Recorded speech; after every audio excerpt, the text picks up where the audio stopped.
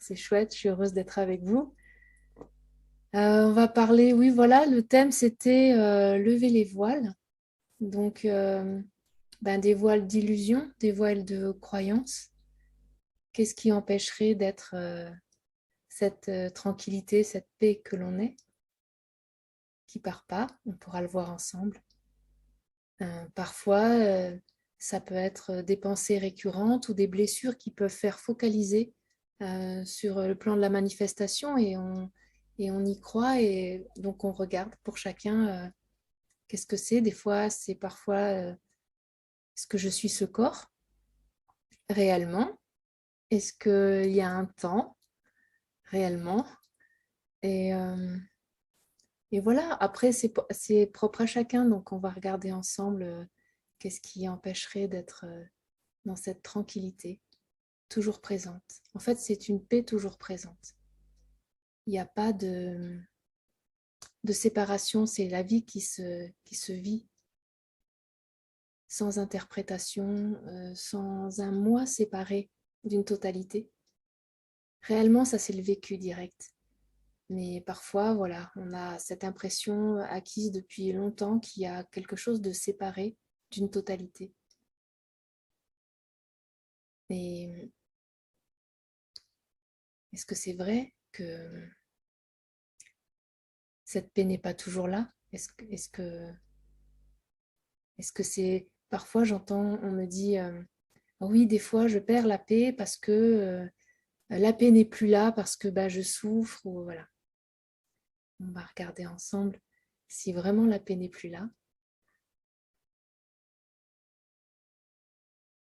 L'invitation, c'est vraiment d'être simple. Là, on va voir ensemble.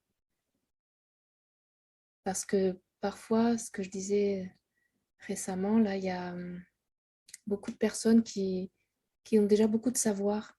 Quand on est sur un chemin depuis un moment, ben, en fait, on a les connaissances, on a lu les livres, on a vu des sages, on, on a écouté des satsangs. Donc, on a une connaissance, en fait, de ce que c'est. Et tant mieux, hein, il y a un esprit discriminant qui est bien d'avoir au départ.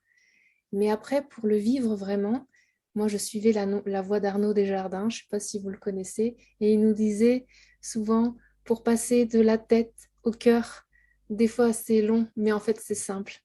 Et c'est vrai qu'ici, là, j'invite à cette simplicité, parce que pour le vivre, c'est de la simplicité. Ce que l'on est, c'est pas intellectuel, c'est pas une compréhension, c'est pas le mental qui est concerné.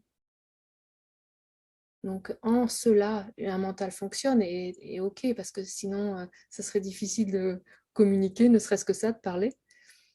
Mais je ne parle pas de ce mental-là, pratico-pratique, on va dire. Je ne sais pas si c'est québécois, ça, pratico-pratique.